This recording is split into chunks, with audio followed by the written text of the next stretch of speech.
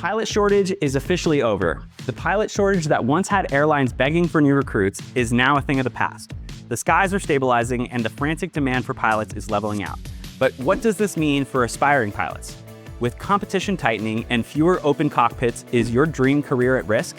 It's time to find out if the end of the pilot shortage means tougher skies ahead for those looking to soar in aviation. For years, the aviation industry was hit hard by a pilot shortage that felt like it was a never-ending crisis.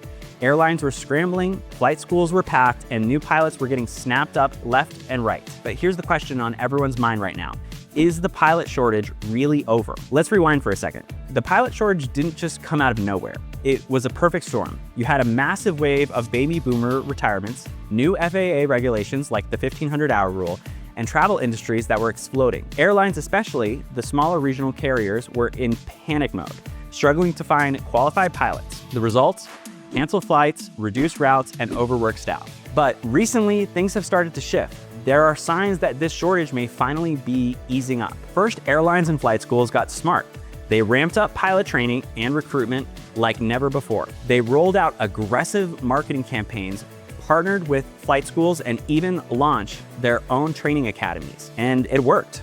We've seen a significant influx of new pilots entering into the industry. Next, airlines started throwing money at the problem. Higher wages, fat signing bonuses, better working conditions, you name it. Not only did this pull in new pilots, but it also convinced seasoned pilots to stick around instead of retiring or switching careers. And let's not forget about technology. With more fuel-efficient aircraft and improved flight management systems, airlines have been able to operate more efficiently. Translation, that can maintain or even boost capacity with fewer flights, which means less pressure to hire more pilots. The job market has also adjusted. Some pilots who left during the pandemic have come back as conditions improved, and others were on the fence about retiring, decided to stay a little bit longer.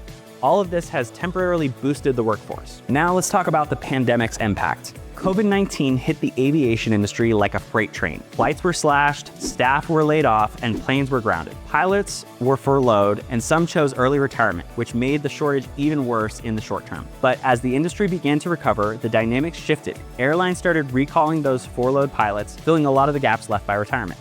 Plus, the industry growth projections slowed down. Airlines got cautious, scaled back expansion plans, and focused on stabilizing their operations, which reduced the immediate need for new pilots. Then there's the regulations. The FAA's 1,500-hour rule raised the bar for pilots looking to fly for commercial airlines, which initially made the shortage worse, but over time, it's led to more qualified pool of pilots entering into the industry. Programs like the restricted ATP have added some flexibility, allowing pilots with military or specific collegiate training to qualify with fewer hours, and recent efforts to streamline certification process have also helped to increase the number of pilots ready to hit the workforce. So, is the shortage really over? Not so fast. While the situation has improved, it might be too early to declare a victory. Here's why. The pilot workforce is still aging. Many pilots are inching closer to the mandatory retirement age of 65.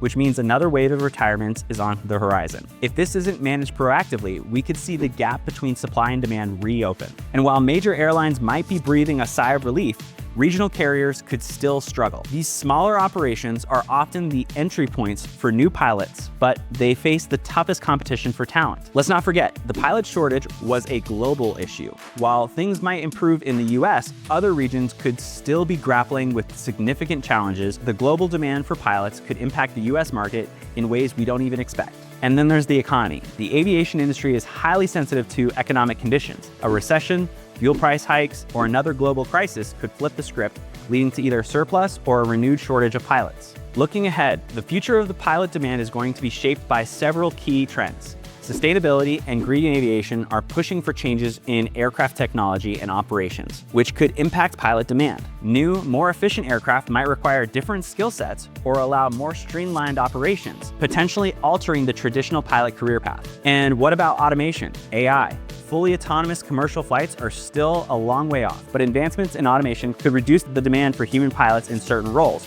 But let's be clear, this is going to be a gradual shift, not an overnight disruption. Despite all these changes, the long-term outlook for the aviation industry remains positive. Growing global populations, increased travel demand, and expanding markets suggest that need for pilots will continue, even if there are some ups and downs along the way. So where does that leave us? The pilot shortage that was once threatened to ground the industry has, for now, eased. But the factors that caused the shortage in the first place, retirements, regulatory changes, industry growth, they're all still in play. the situation could change rapidly. For aspiring pilots, this means the opportunities are still strong, but the landscape is evolving. Stay informed, stay flexible, and be ready to adapt to the shifting demands of the industry. That's how you'll navigate your aviation career in the years to come.